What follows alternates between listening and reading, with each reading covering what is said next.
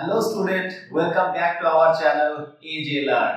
আজকে আমরা শিখব সেন্টেন্সের আরো একটা ক্যাটাগরির ভাগ, যেগুলো আমরা আগের ভিডিওতে শর্টলি ডিসকাস করেছিলাম। তো চলো, কিন্তু তার আগে বলে রাখি, আগে আমরা যে সেন্টেন্সের দুখানা ভিডিও বানিয়েছি, সেই দুখানা ভিডিওতে কিন্তু আগে সুন্দরভাবে সেন্টেন্সের বিষয়ে কিন্তু আলোচনা করা হয়েছে, যে সেন্টেন্স কি, সেন্টেন্সকে কত প্রকার ভাবে ভাগ করা হয় এবং আরো একটা ক্যাটাগরির দিক থেকে আরো তিন ভাগে ভাগ করা হয়, সেই বিষয় সম্পর্কে আজকে আমরা জেনে নেব এই ভিডিওর মাধ্যমে। তো চলো আমাদের ভিডিওটা শুরু করা যাক। তো আমরা গঠনগত দিক থেকে, স্ট্রাকচারাল দিক থেকে আমরা বাক্যকে আরো তিনটি ভাগে ভাগ করে থাকি, ছকের মাধ্যমে দেখে নেব। তো চলো আমরা একটা ছক করে দেখে নিই যে তিনখানা যে আমাদের সেন্টেন্স আরো প্রকারভেদ রয়েছে, সেই প্রকারভেদগুলো কি কি। আমরা প্রথমে লিখলাম, প্রথম যে পার্টটা হয় বা প্রথম যে ভাগটা হয় সেটা হচ্ছে কি সিম্পল সেন্টেন্স। Simple sentence. দুই নাম্বার ইংরেজি গ্রামারে বাক্যের আরেকটা পার্ট করা হয় কি না কমপ্লেক্স সেন্টেন্স। আর তিন নাম্বার হচ্ছে কম্পাউন্ড সেন্টেন্স। তো চলো দেখো, আমরা বোর্ডের মধ্যে তিনখানা সেন্টেন্সের ভাগ আমরা লিখে নিয়েছি। প্রথমটা কি সিম্পল সেন্টেন্স, দ্বিতীয়টা হচ্ছে কমপ্লেক্স সেন্টেন্স, তৃতীয়টা হচ্ছে কি কম্পাউন্ড সেন্টেন্স। ঠিক আছে, এবার আমরা প্রথম থেকেই বলে যাচ্ছি যে আমরা বাংলা ব্যাকরণ থেকে ইংরেজি গ্রামারটাকে শেখার চেষ্টা করব। তো সেহেতু আমরা সেন্টেন্স পাশে লিখে রেখেছি আমরা বাংলায় বাক্য।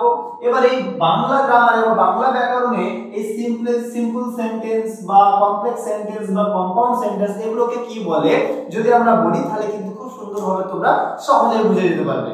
এই সিম্পল বলতে তোমরা প্রথমে বুঝতে পেরে যাচ্ছে সিম্পল মানে আমরা প্রত্যেকেই এর মানে জানি, তাই না? কে জানো না? সবাই জানি। কি সিম্পল মানে হচ্ছে সাধারণ, আর সেন্টেন্স মানে হচ্ছে বাক্য। তাহলে আমরা এটা ভালো করে বুঝতে পারছি যে সাধারণ বাক্য। এবার সাধারণ বাক্য তো আমরা ফার্স্ট ভিডিও থেকে দেখে পড়ে আসছি, তাই না? যারা এখন পর্যন্ত আমাদের আগের ভিডিওগুলো দেখোনি, সেগুলো অবশ্যই আমাদের তোমার চ্যানেলে যাও, সেখান থেকে অবশ্যই দেখে দেন এই বিষয়টাকে এসো এবং ভালো করে শোনো। চলো, তো সিম্পল সেন্টেন্স বলতে আমরা বুঝি কি একটা সাধারণ ছোটখাটো সেন্টেন্স। সেখানে কি থাকবে? সেখানে একটা মেন দুটো জিনিস থাকবে, যেটা হচ্ছে কি যে সাবজেক্ট থাকবে একটা, এবং আরো একটা জিনিস থাকবে যেটাকে বলা হয় ভার্ব। এবং সেই ভার্বের কি কোন ভার্বটা থাকবে? ফাইনাইট ভার্ব, মানে হচ্ছে সমাপিকা ক্রিয়া। ফাইনাইট ভার্ব, যাকে আমরা বাংলা ব্যাকরণে কি বলি? সমাপিকা ক্রিয়া। সমাপিকা ক্রিয়া সম্পর্কে একটু বলে দিই। সমাপিকা ক্রিয়া বলতে গেলে যে ধরনের ভার্ব বা ক্রিয়াপদগুলো বাক্যে বসে বাক্যকে কমপ্লিট করে দেয়, শেষ করে দেয়, সম্পূর্ণ করে, তাদেরকে বলা হয় কি আমরা সমাপিকা ক্রিয়া। এবং ইংরেজি গ্রামারে ওটাকে কি বলে? যে ফাইনাইট ভার্ব। ঠিক আছে, আর আরো একটা ভার্ব হয় এটা ইনফাইনাইট ভার্ব, তার অপোজিটটা। ক্লিয়ার? তো আমরা ভার্বের যখন ক্লাস করব এই বিষয়টা আরো সুন্দরভাবে ডিসকাস করব। তো চলো আমরা এখন পর্যন্ত জেনে নেব যে সিম্পল সেন্টেন্সে কি থাকে? একটা সাবজেক্ট থাকবে আর একটা ফাইনাইট ভার্ব থাকবে বাক্যের মধ্যে। দেন অবজেক্ট থাকলে থাকবে, না থাকলে না থাকবে, তাতে কোনো অসুবিধা নেই বা তাতে কিছু যায়ও আসে না। তো চলো আমরা সিম্পল সেন্টেন্স বলতে বাংলায় আমরা যাকে বলবো সাধারণ বাক্য। সাধারণ বাক্য, এই যে সাধারণ বাক্য, আমি আগে পুরো প্রত্যেকটা টপিকটাকে ডেসক্রাইব করে দিই, তারপরে উদাহরণ স্বরূপ বুঝবো। ক্লিয়ার হয়েছে? তো চলো আমরা প্রথমে কি করব? সাধারণ বাক্য। সাধারণ বাক্যে আমরা কি বললাম? যে একটা সেন্টেন্সের মধ্যে সাবজেক্ট প্রথমত থাকবে, আর দ্বিতীয় কি থাকবে? একটা ফাইনাইট ভার্ব অবশ্যই থাকবে। তো সেই ধরনের বাক্যগুলোকে আমরা কি বলবো? সিম্পল সেন্টেন্স বা সাধারণ বাক্য। বুঝতে পেরেছি? তো চলো এরপর আমরা দেখব কি কমপ্লেক্স সেন্টেন্স। কমপ্লেক্স সেন্টেন্স মানে কি? কমপ্লেক্স মানে হচ্ছে কি জটিল বাক্য। বাংলাতে আমার এটার নাম হচ্ছে কি জটিল বাক্য। আমরা অনেকে পড়েছি সাধারণ বাক্য, তারপরে জটিল বাক্য পড়েছি। জটিল বলতে আমরা বুঝতে পেরে যাচ্ছি, জটিল মানে হয়তো কিছু পাপ লাগাবে বা কোনো কিছু ঝামেলা লাগাবে, তাই না? যে আমরা বলি যে এই ব্যক্তি খুব জটিল বা খুব কমপ্লিকেটেড, ওই কমপ্লিকেটেড থেকে কমপ্লেক্স শব্দটা এসেছে। তো সেই ক্ষেত্রে কমপ্লেক্স সেন্টেন্স মানে হচ্ছে কি জটিল বাক্য। মানে কি? তাহলে কমপ্লেক্স সেন্টেন্স বলতে কি আমরা বাংলায় এটাকে বলছি জটিল বাক্য। জটিল বাক্য আমরা নিচে বাংলা লিখে দিলাম, লিখে নাও। যারা নোট ডাউন করছো অবশ্যই নোট ডাউন করো। কি কমপ্লেক্স সেন্টেন্স মানে হচ্ছে কি জটিল বাক্য। তাহলে এইটুকু শুধুমাত্র মনে রাখবে। সাধারণ বাক্য বলতে গেলে সাধারণ সিম্পল একটা বাক্য, যেখানে একটা সেন্টেন্সের মধ্যে কি থাকবে? একটা সাবজেক্ট থাকবে, একটা ফাইনাল ভার্ব থাকবে। তারপর আমরা কমপ্লেক্স সেন্টেন্স দেখবো, সেখানে জটিল বাক্য। জটিল বাক্য আমরা কেন বলছি, তার কারণ এই বাক্যটা একটু বড় টাইপের হবে, এই কথাগুলো একটু বড় মানে বেশি কিছু ডেসক্রাইব করবে। এবং এই যে জটিল বাক্য কেন বলছি জটিল বাক্য, তার কারণ দেখবে কিছু কিছু কথা আমরা বলে থাকি অনেক সময় যে কিছু কিছু মানুষের বুঝতে একটু অসুবিধা হয়ে যায়, একটু হয়তো সামান্য পরিমাণ প্রবলেম হয়। যেমন যে যদি তুমি আসো তাহলে আমি যাব, এরকম কিছু বাক্য থাকে। তুমি আসার পরে আমার জীবনে অনেক উন্নতি হয়েছে, এরকম একটা ব্যাপার থাকে। এরকম টাইপের যখন বাক্য থাকবে আমরা দেখতে পাবো যে জটিল, একে অপরের সঙ্গে কি হয়ে যাচ্ছে জোড়া, মানে একটা সেন্টেন্সের সঙ্গে আরেকটা সেন্টেন্স একটা কি বলতো ডিপেন্ডেবল ভাব থাকবে, যে একজনের প্রতি অন্যজন কি হয়ে যাচ্ছে ডিপেন্ড হয়ে থাকবে। যেমন আমি বললাম কি যদি তুমি আসো তাহলে আমি যাব, এই যে বললাম যে যদি তুমি না আসো তাহলে কিন্তু আমি যাব না, মানে তোমার আসার উপর ডিপেন্ড করছে কি আমার যাওয়া ব্যাপারটা, ঠিক আছে। তো এই যে ব্যাপারটা, এই যে দুটো বাক্য থাকবে যেটাকে আমরা ক্লজ বলি, বাক্যাংশ বলি, বা বাক্যাংশ বলতে যে ক্লজের জায়গাটা থাকে, তো এই দুটো বাক্যাংশ থাকবে, সেই দুটো বাক্যাংশ কিন্তু কিছু কিছু জায়গা বা ওই শর্ত সাপেক্ষ হয়ে থাকবে বা তুলনা হয়ে থাকবে, ঠিক আছে, বা কম্প্যারিজন থাকবে। কি রকম কম্প্যারিজন, যে যদি তুমি না আসো তাহলে তো আমি যাব না, এই যে বিষয়, ঠিক আছে। তো জটিল বাক্য এই কারণে বলছি যে একজন বাক্যর সঙ্গে অন্য একটা বাক্য শর্ত সাপেক্ষ বা একটা এগ্রিমেন্ট টাইপের থাকবে বা ডিল টাইপের বোঝাবে, তখনই কিন্তু আমরা সেরকম ধরনের বাক্যগুলোকে কি হবে আমরা জটিল বাক্য বা কমপ্লেক্স সেন্টেন্স বলবো। আমরা আসবো উদাহরণের মাধ্যমে, যে উদাহরণের সাহায্যে কিভাবে যখন বলবো তখন কিন্তু আরো বিষয়টা ক্লিয়ার হয়ে যাবে, ঠিক আছে। তো চলো এবার আমরা বুঝবো কি কম্পাউন্ড সেন্টেন্স। কম্পাউন্ড সেন্টেন্স, যেটাকে আমরা ইংরেজি গ্রামারে কম্পাউন্ড সেন্টেন্স বলছি, এই কম্পাউন্ড সেন্টেন্সটার বাংলা অর্থ কি? বাংলা অর্থ হচ্ছে কি যৌগিক বাক্য। যৌগিক, আমরা অনেকেই নাম শুনেছি যৌগিক বাক্য, বাংলা গ্রামার যখন পড়েছি তখন সবাই অলমোস্ট যৌগিক বাক্যের কথা জেনেছি, ঠিক আছে। তাহলে যৌগিক বাক্য বলতে গেলে দেখো কথাটা নামটা দেখেই বা নামটা শুনে বুঝতে পারছো যে যৌগিক। যৌগিক মানে কি যোগ, যোগ যোগ সূত্র বা যোগ করা কিছু বোঝাচ্ছে, ঠিক কি না? তাহলে এই বাক্যটার কাজই হচ্ছে কি একটা বাক্য অন্য বাক্যের সঙ্গে যুক্ত হয়ে যাবে, এবং সেই যুক্ত হবে কিছু কিছু ওয়ার্ড দ্বারা বা কিছু কিছু জিনিস দ্বারা যুক্ত হবে। সেই সমস্ত জিনিসগুলো কি এরকম ভাবে কিন্তু আমরা বুঝবো যে যৌগিক বাক্য কোনগুলো বা আইডেন্টিফাই করব, ঠিক আছে। কি রকম যৌগিক বাক্য বলতে গেলে আমি একটা মৌখিক উদাহরণ দিচ্ছি, কি যেমন যদি আমি একটা উদাহরণ দিয়ে জটিল বাক্যটাকে বোঝাতে চাই, আমরা বাংলায় উদাহরণটা ভালো করে আগে আগে শিখি, বা বাংলায় কিভাবে কোন ধরনের বাক্যগুলো জটিল বাক্য হয় সেগুলো আগে দেখি, তারপরে আমরা ভালো করে বুঝতে পারবো যে ইংরেজি বাক্যতে কিভাবে ট্রান্সলেট করব এবং ইংরেজিতে কোন কোন বাক্যগুলো বা কিভাবে যৌগিক বাক্য আমরা আইডেন্টিফাই করতে পারবো সেই বিষয়টা কিন্তু জানতে পারবো, ঠিক আছে। তো চলো আমরা এই যৌগিক বাক্যের উদাহরণ, যেমন ধরো যে আমি আগামীকাল কলকাতা যাব এবং সেখানে গিয়ে চিড়িয়াখানার বাঘ দেখতে যাব। এই যে একটা ব্যাপার, আমি আগামীকাল কলকাতা যাব এবং সেখান থেকে চিড়িয়াখানা বাঘ দেখতে যাব, এই যে এবং দেখো দুটো বাক্য, দুটো আমি বাক্যাংশে বলি আর কি, ঠিক আছে, বা দুটো বাক্য বলি, দুটো বাক্য কিন্তু কি হচ্ছে ওই একটা শব্দ এবং দ্বারা কিন্তু যুক্ত হয়ে যাচ্ছে। কি প্রথম বাক্যটা কি যে আমি আগামীকাল কলকাতা যাব, একটা কমপ্লিট সেন্টেন্স, ঠিক কি না? দেন তারপরে কিন্তু এবং বসছে, এই এবং এর পরে কি শুরু হচ্ছে যে তারপরে সেখান থেকে আমি চিড়িয়াখানা বাঘ দেখতে যাব, বা কিছু কোনো একটা কমপ্লিট সেন্টেন্স, ঠিক কি না? তাহলে এই দুটো সেন্টেন্স দেখো বা সেন্টেন্সের অংশ একটা শব্দ দ্বারা যুক্ত হয়ে যাচ্ছে, যেটা আমরা কি বলছি এবং, ঠিক আছে। এবং কে ইংরেজি কি বলে এন্ড, মানে এন্ড দ্বারা কিন্তু দুটো সেন্টেন্স আমরা যোগ করে দিতে পারছি, দেন নিয়ে সেটাকে একটা সেন্টেন্সে পরিণত করতে পারছি, ঠিক আছে। তো এই রকম ধরনের বাক্যগুলো কি হবে আমাদের যৌগিক বাক্যের মধ্যে পড়বে। এবং এছাড়া আরো অনেক উদাহরণ আছে এরকম ধরনের, এই যে শব্দগুলো যে শব্দগুলো বাক্যগুলোকে যুক্ত করে তাদেরকে আমরা লিঙ্কার বলতে পারি, মানে একজন বাক্যের সঙ্গে আরেকটা বাক্যের কি হয়ে যাচ্ছে তারা লিঙ্ক আপ করাচ্ছে বা লিঙ্ক যোগ করাচ্ছে, সেই কারণে তাদেরকে আমরা লিঙ্কার বলতেও পারি, ঠিক আছে। তো যেমন এন্ড, বাট, অর, ঠিক আছে, এরকম ধরনের অনেক শব্দ আছে যে শব্দগুলো কি হয় একটা বাক্যের সঙ্গে আরেকটা বাক্যের যোগ করায়। এই যে যখন একটা বাক্য আরেকটা বাক্য যখন যোগ হয়ে যায় তখন সেই বাক্যটাকে কি বলা হয় আমরা যৌগিক বাক্য বাংলায় বলি, ঠিক আছে। তো সেম অ্যাজ ইংরেজিতেও সেম টু সেম, শুধুমাত্র আমাদেরকে ট্রান্সলেট করতে হবে। তোমরা তো খুব ভালো করে ট্রান্সলেট করতে পারো যে কিভাবে ট্রান্সলেট করতে হয়, ঠিক কি না? তো সেই জায়গাটা আমরা আরেকবার উদাহরণের মাধ্যমে দেখে দেবো যে একটা বাংলা বাক্য মানে উদাহরণ থেকে বা বাংলা বাক্য থেকে আমরা ওটাকে কিভাবে এই তিনটা রকমের বাক্যে কিভাবে আমরা ইংরেজিতে ট্রান্সলেট করব। বোঝা গেছে? তাহলে চলো স্টুডেন্টরা আমরা আজকে থেকে বুঝতে পারছি, দেখো আমাদের কিন্তু আস্তে আস্তে বাক্যগুলো একটু একটু বড় করতে পারছি। আমরা কিন্তু ছোট বাক্য থেকে স্টার্ট করেছিলাম, দেখো এবার কিন্তু আমরা যে উদাহরণগুলো দিলাম সেই উদাহরণগুলো কিন্তু একটু একটু করে বাড়ছে, বড় হতে শুরু করছে এবং আমরা একটু কিন্তু কমপ্লিকেটেড সেন্টেন্স বলতেও পারছি বা কমপ্লিকেটেড সেন্টেন্স শিখতেও পারছি। তো চলো একটু দেখে নেওয়া যাক উদাহরণগুলো, তাহলে আমরা আরো ভালো করে পরিষ্কার করে দিতে পারবো নিজের জায়গাটাকে। ঠিক আছে, তো চলো আমরা উদাহরণে আসি। তো দেখো আমরা বোর্ডে একটা সেন্টেন্স লিখে নিয়েছি, একটা বাংলায় বাক্য লিখে নিয়েছি, কিসের? সিম্পল সেন্টেন্স, মানে সাধারণ বাক্য। ঠিক আছে, সাধারণ বাক্য বা সিম্পল সেন্টেন্স। ক্লিয়ার? তো সিম্পল সেন্টেন্সে দেখো আমরা মানে প্রথম থেকে পড়ে আসছি, সিম্পল সেন্টেন্স মানে সাধারণ একটা নিয়ম বা সাধারণ একটা বাক্য কি, সে কিছু বই কিনেছিল। জাস্ট সে কিছু বই কিনেছিল, এটাকে যদি আমরা ট্রান্সলেট করি ইংরেজিতে তাহলে কি হবে? প্রথমে আমরা সাবজেক্ট অবশ্যই বসাবো, তাহলে হি, সে কিছু বই কিনেছিল। ঠিক আছে, তাহলে হি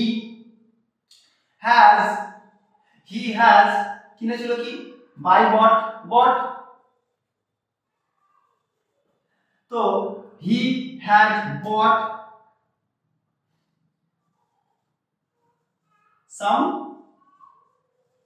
বুকস, তাহলে he has bot some books. ঠিক আছে, he has bot some books. তাহলে দেখো এখানে কিন্তু কি আছে? সাবজেক্ট আছে একটা, এবং আমি প্রথমে কি বললাম যে সাধারণ বাক্য কি হবে, কোনগুলো হবে? যে বাক্যে একটা সাবজেক্ট থাকবে মানে একটা উদ্দেশ্য থাকবে এবং একটা ফাইনাইট ভার্ব থাকবে, একটা ভার্ব থাকবে। ঠিক আছে, তো এর বেশি কিছু থাকবে না। এর বেশি থাকলে যেটা বাকি অংশ পড়ে থাকে সেটা তো অবজেক্ট, অবশ্যই সেটা থাকলে হবে, না থাকলে হবে, কোনো অসুবিধা নেই। যদি আমি বলতাম হি বট মানে সে কিনেছিল, তবু একটা মিনিংফুল সেন্টেন্স হতো, ঠিক না? তাহলে এই যে বাকি যে সাম বুক এই কথাটা না বললে হতো, কোনো অসুবিধা ছিল না। বাট যেহেতু বলেছে সেটা আমাদেরকে লিখতে হবে। তো চলো কি হলো, বাকি কি আছে? প্রথমত একটা সাবজেক্ট আছে হি এবং একটা ভার্ব আছে বট। বট মানে হচ্ছে কিনেছিল, কিনেছিল একটা ক্রিয়াপদ, কাজ করা বোঝাচ্ছে, কেনা একটা কাজ করা হয়।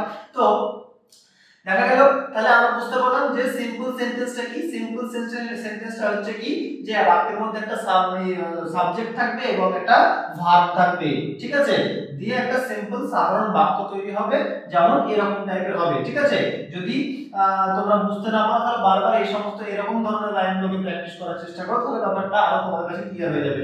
So he has bought some books মানে কি সে কিছু বই কিনেছিল। তাহলে এই বাক্যটাকে কিন্তু আমরা অবশ্যই ট্রান্সলেট করতে পারলাম এবং এটা হচ্ছে একটা সিম্পল সেন্টেন্স। ঠিক আছে, চলো আমি আর একটা উদাহরণ লিখে নিই, যে আমি দিয়ে বলি। ঠিক আছে, আমি আজ রাতে দিল্লি যাব।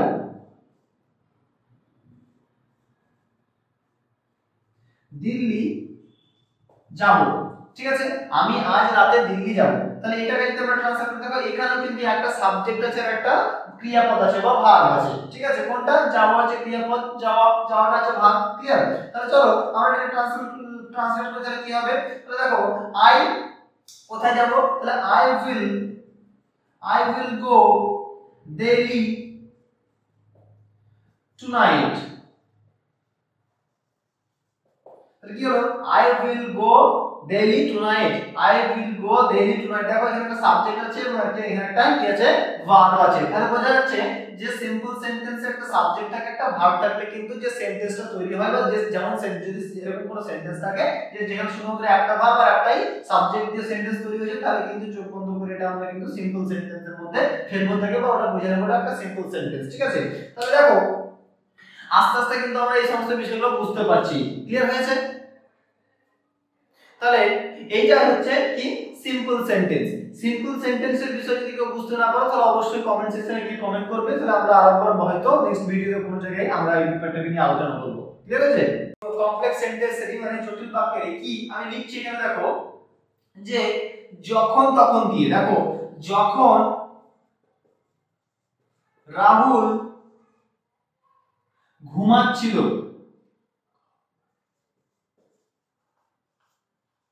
যখন রাহুল ঘুমাচ্ছিল তখন আমি বাড়ি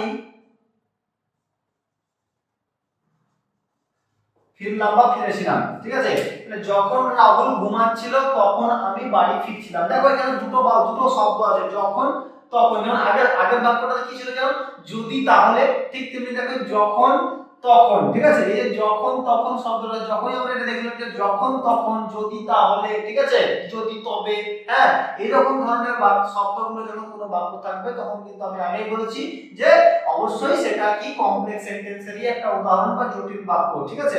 এবার এই বাক্যটা যদি আমরা ট্রান্সলেট করি তাহলে আমরা খুব সহজেই জানতে বুঝতে করতে পারবো, তাই না? আশা করছি তোমরা তোমাদের পেন পেপার নিয়ে বাড়িতে অবশ্যই করছো। কি রকম হবে দেখো, কেমন হবে এখানে, যখন তখন যখন বলবো, যখন ইংরেজি when, তাহলে when দিয়ে শুরু করি আমি, তাহলে when Rahul was, when Rahul was কি করছিল, ঘুমাচ্ছিল, তাহলে Rahul was sleeping, when Rahul was sleeping তখন। এবার আমি এখানে লিখব when এর পরে কি লিখব, এই যে when লিখে when Rahul was sleeping then মানে কি, যখন, দেন মানে কি, তখন, ঠিক আছে। তাহলে যখন রাহুল ঘুমাচ্ছিল তখন আমি কি বলে, তখন আমি কি, আরেকটা সেন্টেন্স কি বলছে, আমি বাড়ি ফিরেছিলাম, ঠিক আছে, বা ফিরলাম, তাহলে দেন আই রিটার্নড হোম,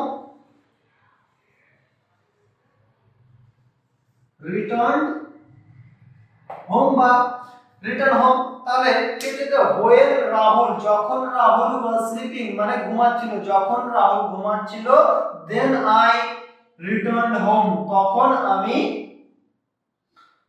বাড়ি ফিরলাম।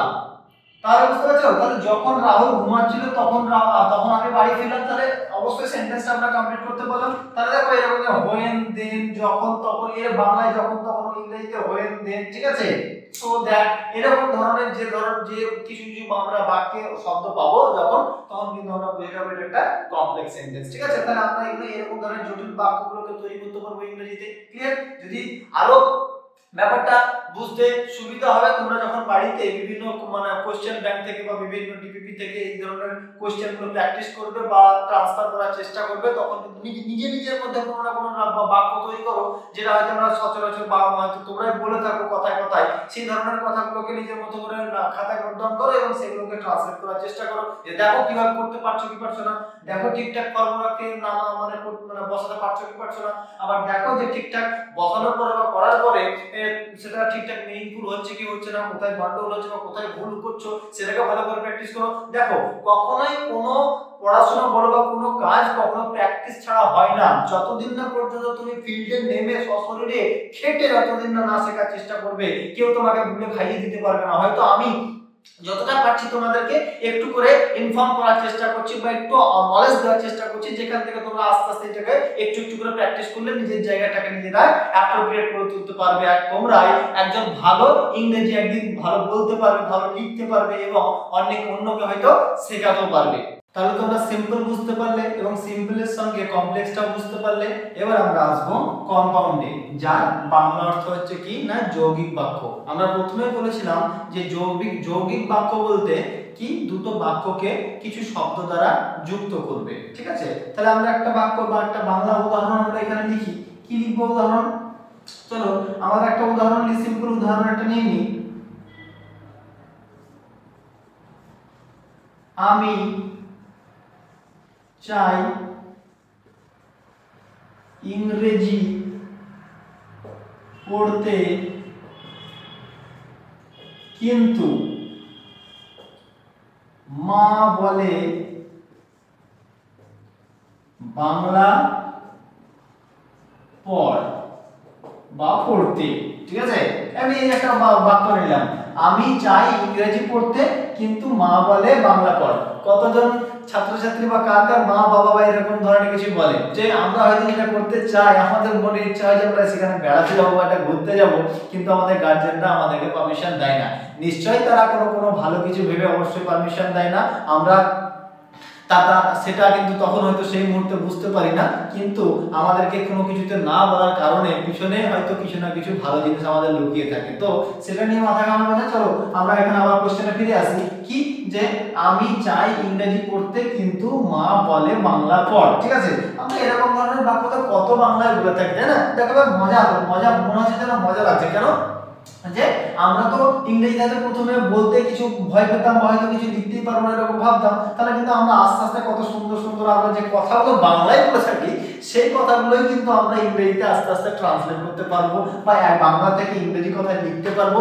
এইভাবে বন্ধুরা বাচ্চারা, এইভাবে স্টুডেন্ট, এইভাবে কিন্তু খুব সুন্দরভাবে খুব সহজেই কিন্তু আস্তে আস্তে তোমরা দেখবে একটা দিন ইংরেজি খুব সুন্দরভাবে শিখে গিয়েছো। ঠিক আছে, তো কোনো ক্লাস মিস অবশ্যই করবে না এবং পুরো ভিডিওটা বা ক্লাসের ভিডিও কখনো টেনে দেখবে না, অবশ্যই কিন্তু ফুল ভিডিও সুন্দরভাবে ঠিকঠাকভাবে দেখার চেষ্টা করবে। তো চলো আমরা এটাকে ইংরেজিতে ট্রান্সলেট করি। কি হবে, এবার আমি চাই ইংরেজি পড়তে, তাহলে এটা কি আমরা ইংরেজিতে কি লিখবো, আই ওয়ান্টেড, I want বা I want বলতে পারি আমি চাই ইংরেজি পড়তে, মানে কি I want to read, I want to read English, I want to read English, but দেখো এখানে এই যে কম্পাউন্ড সেন্টেন্স মানে হচ্ছে যৌগিক বাক্য, এই যে বাংলা একটা কিন্তু শব্দটা আছে, এই শব্দটা দেখে কিন্তু বুঝতে পারছো যে এটা একটা যৌগিক শব্দ। মানে কি, দেখো আমি চাই ইংরেজি পড়তে, এখান থেকে এই পর্যন্ত একটা বাক্য, ঠিক না, এখান থেকে এই পর্যন্ত একটা বাক্য দেখো, আর আবার দেখো কিন্তুটাকে বাদ দিয়ে পড়ো, মা বলে বাংলা পড়, দেখো মা বলে বাংলা পড় বা বাংলা পড়তে, মা বাংলা পড়তে বলে। ঠিক আছে, এই বাক্যটা এটা কিন্তু আরেকটা আলাদা বাক্য, ঠিক না, তাহলে এখানে নাম্বার 1 একটা বাক্য, এখানে নাম্বার 2 আর একটা বাক্য, তাহলে দুটো বাক্যকে দেখো এই কিন্তু নামক যে শব্দটা আছে এই ওয়ার্ডটাই কিন্তু দুটো বাক্যকে কিন্তু যুক্ত করেছে। ঠিক আছে, তাহলে এই দুটো বাক্যকে যুক্ত যে করেছে তাকে আমরা কি বলতে পারি, লিঙ্কার বলতে পারি। ঠিক আছে, বা এগুলো কি আমরা অনেক সময় অব্যয় বলতে পারি, বাংলা ব্যাকরণে এগুলোকে অব্যয় বলে, যে কিছু কিছু অব্যয় দ্বারা দুটো বাক্য যখন যুক্ত হয়ে যায় তখন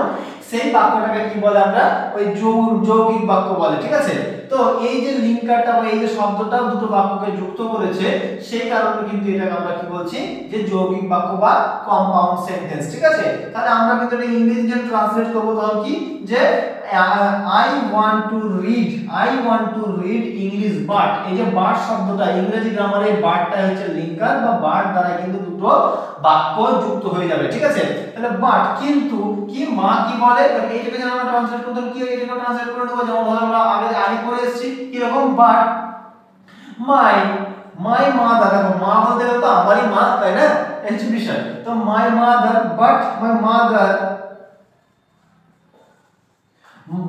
my mother says বা tell, says অথবা tells বা says ই লিখি, says, তাহলে my mother says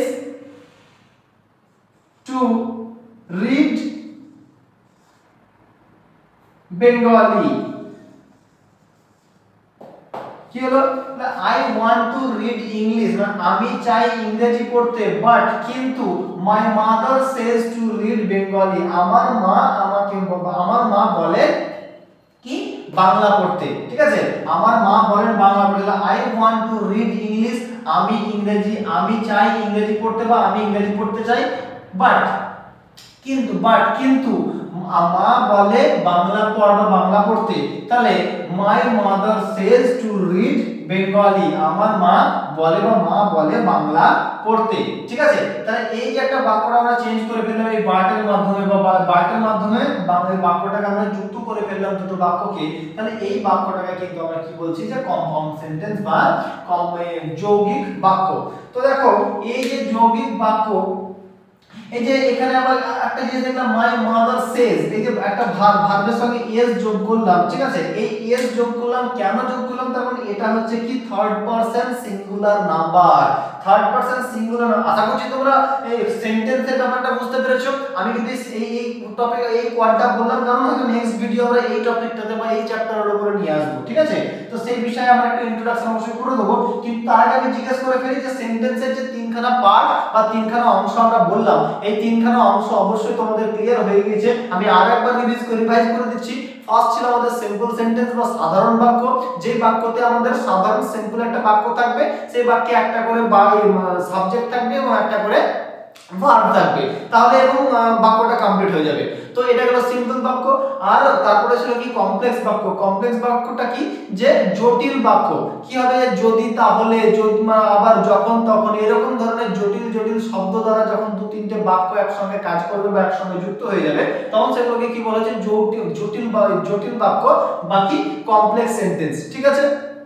আর যারা তারপর 3 নাম্বার হচ্ছে কি কম্পাউন্ড সেন্টেন্স। কম্পাউন্ড মানে হচ্ছে কি, যে দুটো তিনটে বাক্য, এই বাক্যগুলোকে কিছু কিছু শব্দ থাকবে বা কিছু কিছু অব্যয় থাকবে, যে অব্যয়গুলো বা যে শব্দগুলো বাক্যগুলোকে একসঙ্গে যুক্ত করে একটা মিনিংফুল বাক্য তৈরি করবে, সেগুলোকে কি বলা হচ্ছে, সেই বাক্যগুলোকে কি বলা হয়, কম্পাউন্ড সেন্টেন্স বা যৌগিক বাক্য। ঠিক আছে।